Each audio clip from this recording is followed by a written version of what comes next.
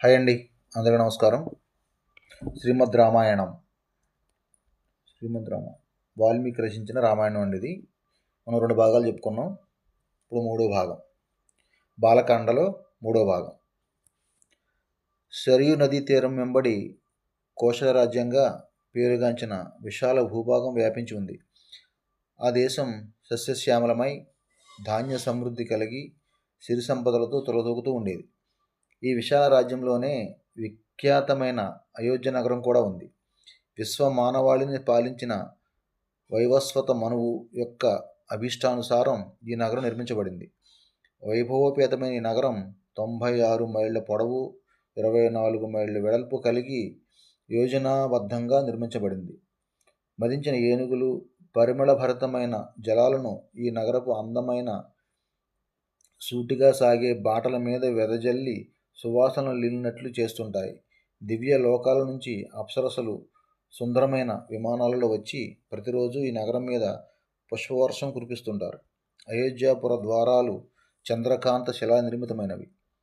వాటి కవటాలు స్వర్ణ రజిత లోహాలతో నిర్మింపబడి అమూల్యమైన రత్నాలు పొదగబడి ఉన్నాయి. శత్రువులను త్రిప్పికొట్టడానికి ఫిరంగులతోనూ రాళ్లు విరజిమ్మే యంత్రాలతోనూ ఆ నగరాన్ని సంరక్షిస్తూ కోట గోడలున్నాయి. బజారులు చక్కగా చేయబడ్డాయి. వీధులకు ఇరువైపులా 7 అంతస్తుల సౌధాలు, బారులు తీరు ఉన్నాయి. బహుళ అంతస్తుల భవంతులతోనూ సుందర ఉద్యానవనాలతోనూ అలంకరింపబడి ఉన్న అయోధ్య నగరం సంగీత వాద్యాల నుండి వెలువడే ప్రకంపనలతో ప్రతిధ్వనిస్తూ స్వర్గాధిపతి అయిన దేవేంద్రుని రాజధాని అమరావతితో పోటీ పడుతూ ఉంది. నగరమంతటా ఎక్కడ చూసినా సర్వజన శ్రేయస్సు నిమిత్తం వేదగాయకులు శ్రీమన్నారాయణుడి మహిమలను కీర్తిస్తూ, నర్తకులు భగవానుడి లీలలను నర్తిస్తూ, నటులు ప్రదర్శిస్తూ కనిపిస్తారు. ఆ అయోధ్యలో రమణీయమైన ఉద్యానవనాలు పలు రకాలైన పుష్పాలతో నిండి ఉండి కనువిందు చేస్తూ ఉండగా నీడనిస్తూ ఫలవృక్షాలు నిలిచి ఉన్నాయి. కొలనుల నిండా నీలము, ఎరుపు, బంగారు రంగుల పద్మాలు ఉన్నాయి. జలయంత్రాలు గాలిలోకి నీటిని ఎత్తుగా విరజిమ్ముతున్నాయి. పిల్లగాలులు ఆ నీటి జల్లుల నుండి సుగంధాలను మోసుకుపోతూ తమ స్పర్శతో పౌరులను సేదతీరుస్తూ తపింపజేసే గ్రీష్మ దినాలను సైతం ఆహ్లాదకరమైన వసంతంగా అనిపింపజేస్తాయి. కొంగల కలకలము, నెమళ్ళు చేసే కీకార ధ్వనులు అంతటా వినిపిస్తూ ఉంటాయి. అయోధ్యలోని సెలయేర్లలోనూ పిల్ల కాలువలలోనూ ప్రవహించే నీరు చెరుకు రసంలా తీయగా ఉంటాయి. ఆ నీటిని త్రాగడానికి గాక అనేక మామిడి తోటలకు సాగు చేయడానికి కూడా ఉపయోగిస్తుంటారు. చాలా సౌధాలు, భవంతులు వాస్తుయుక్తంగా యోజన చేయబడి రత్న మాణిక్యాలతో నిర్మింపబడి జెండాలతోనూ తోరణాలతోనూ అలంకరింపబడి ఉన్నాయి. వాటి సొగసు వైకుంఠంలోని భవంతులతో తలపోతూ ఉంటుంది. వివిధాయుధ ప్రయోగాలలో ఆరితేరి నేర్పురలైన విలుకాండ్రు, అనేక సమయంలో కొన్ని వేల మందితో తలపడగల రథికులు, ఇలాంటి వేల మంది యోధులు ఆ మహానగరాన్ని అప్రమత్తంగా రక్షిస్తుంటారు. అయోధ్యలోనికి దారితీసే రహదారులన్నీ ఎప్పుడూ యాత్రికులతో రద్దీగా ఉంటాయి. ప్రపంచం నలుమూలల నుండి రాజులు, రాజకుమారులు వచ్చి అయోధ్య మహారాజుకు తమ కప్పాలను చెల్లించి నివాళులు అర్పిస్తుంటారు. ఎక్కడెక్కడి నుండో వ్యాపారులు వచ్చి అక్కడి విపణి వీధుల్లో క్రయ విక్రయాలు చేస్తుంటారు. బ్రాహ్మణ పురోహితులు తరచూ యజ్ఞజ్వాలల్లో ఆజ్యంతో ఆహుతులను చేస్తూ వేదమంత్రాలు ఉచ్చరిస్తూ విష్ణు మహిమలను కీర్తిస్తూ కనిపిస్తుంటారు. తమ ఇంద్రియాలను జయించి సత్య ధర్మాలకు అంకితమైన ఈ బ్రాహ్మణులు సకల సద్గుణ సంపన్నులైనట్టువారు. దశరథ మహారాజు సకల భూమండలాన్ని ఏకఛత్రాధిపత్యంగా పాలిస్తున్న చక్రవర్తి. ఒక గొప్ప రాజర్షి, మహర్షి స్థాయికి చెందిన వానిగా పరిగణింపబడుతున్నవాడు. అసంఖ్యాకమైన శత్రువులతో ఒంటరిగా పోరు సల్పగలిగిన అసమాన యోధుడు. ఆ మహారాజు పౌరులు కూడా సంపూర్ణంగా పవిత్రవర్తనులైనందున అయోధ్య నగరం వేదిక సంస్కృతి యొక్క నిర్దిష్ట చిత్రంగా విరాజిల్లుతోంది. ఊహించగల ఐశ్వర్యాలన్నీ అక్కడ సమగ్ర రూపంలో కొలువుదీరి ఉన్నాయి. పాపమయ జీవన ఫలనితంగా దాపురించే భౌతికమైన దౌర్భాగ్యాలు అక్కడ మచ్చుకైనను కానరావు. అయోధ్యలోని బ్రాహ్మణ, క్షత్రియుల, వైశ్య, శూద్రులనే చాతుర్వర్ణాల వారు రాజ్యం యొక్క శాంతి సౌభాగ్యాల కోసం పరస్పరం సహకరించుకుంటూ కృషి చేస్తుంటారు. మోసగాళ్ళు కానీ నిర్భాగ్యులు కానీ ఎవరూ లేరు. అహంభావము, నాస్తికత్వము, మొరటు ప్రవర్తన, కఠినోక్తులు ఎక్కడా కనిపించవు. అంతటి కళ్ళు చెదిరే ఐశ్వర్య వైభవాలతో ఓడలాడుతున్నప్పటికీ దశరథ మహారాజు అసంతుష్టుడితోనే ఉన్నాడు. తన వంశాన్ని కొనసాగించే పుత్ర సంతతి కోసం ఆయన ఎన్ని ప్రయత్నాలు చేసినా అవేమీ ఫలించలేదు.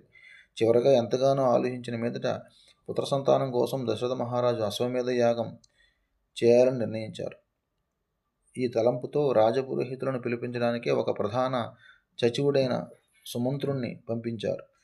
వశిష్ఠుడు, వామదేనుల నాయకత్వంలో బ్రాహ్మణులు వచ్చి సమావేశం కాగా దశరథ మహారాజు వారిని ఉద్దేశించి, ఓ ద్విజోత్తములారా, ఒక పుత్రుణ్ణి పొందాలనేది ఎంతకాలంగానో నాలో తీరని కోరికగా ఉండిపోయింది. పుత్ర సంతానం కోసం నేను చేసిన ప్రయత్నాలన్నీ ఫలించలేదు. నాకు వారసుడంటూ లేకపోవడంతో ఇకపై ఎంతమాత్రం సంతోషాన్ని నటించలేను. నిజానికి నా రోజులు దుఃఖమయమై వ్యర్థమైనట్లు కనిపిస్తున్నాయి. అందువల్ల ఎంతో జాగ్రత్తగా ఆలోచించిన మీదట దయాపూర్వకమైన మీ అనుమతితో అశ్వమేధ యాగం చేయాలన్న నిర్ణయానికి వచ్చాను. మీరంతా సర్వశాస్త్ర పారంగతులైనందున నన్ను సరైన మార్గంలో నడిపించగలరన్న విశ్వాసంతో ఉన్నాను అంటూ ప్రసంగించారు. పురోహితులంతా దశరథ మహారాజు చేయ తలపెట్టిన అశ్వమేధ యాగానికి ముక్తకంఠంతో ఆమోదం తెలిపారు. ఆ పైన మహారాజు ఆలస్యం లేకుండా అవసరమైన ఏర్పాట్లు చేయడానికి మంత్రులను ఆదేశమిచ్చారు.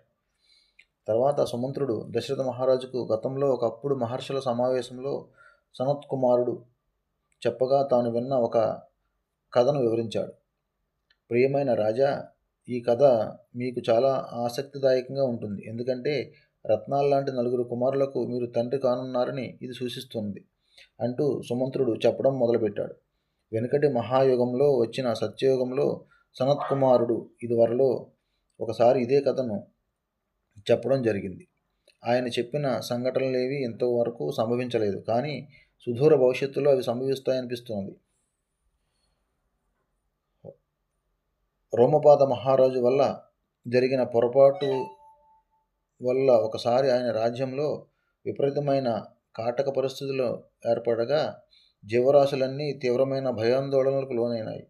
పరిస్థితులు దుర్భరంగా పరిగణించగా రోమపాద మహారాజు తన ఆస్థానంలోని వేద విధులైన బ్రాహ్మణులను సమావేశపరిచి రాజ్యంలో ఏర్పడిన కాటకానికి కారణం ఏమై ఉంటుందని ప్రశ్నించాడు.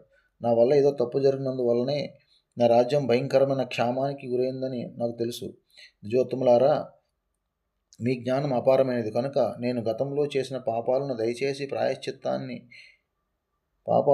దయచేసి ప్రాయశ్చిత్తాన్ని విధించండి అని వేడుకున్నాడు. బ్రాహ్మణుడు అతనితో, ఓ రాజా, మృగి ఋషి అనే గొప్ప బ్రాహ్మణ మునీశ్వరుడు అరణ్యంలో నివసిస్తున్నాడు. మృగి ఋషి కశ్యపుని కుమారుడు. అతని కుమారుడి పేరు ఋష్యశృంగుడు. ఈ ఋషి కుమారుణ్ణి నీ రాజ్యానికి తీసుకొచ్చి నీ కుమార్తె అయిన శాంతనిచ్చి వివాహం జరిపిస్తే కరువు కాటకాలు తక్షణమే ఉపశమిస్తాయి అని అన్నారు. నిజానికి శాంత దశరథ మహారాజు యొక్క కుమార్తె అయినప్పటికీ ఆయన తన మిత్రుడైన రోమపాదునికి సంతానం లేకపోవడంతో అతని అభ్యర్థన మేరకు శాంతను పెంచుకోవడానికి ఇచ్చాడు. కాటకాన్ని అంతం చేయడానికి ఒక మార్గం దొరికిందని రోమపాద మహారాజు ఎంతగానో సంతోషించాడు. కానీ ఋష్యశృంగుణ్ణి వెంటబెట్టుకుని రమ్మని పురోహితులకు చెప్పినప్పుడు వారు తిరస్కరించారు. రాజా, మృగి ఋషి యొక్క కుమారుణ్ణి ప్రలోభపెట్టి ఇంటి నుంచి తీసుకొచ్చే ప్రయత్నం మేము చేస్తే ఆయన మమ్మల్ని శపిస్తాడు.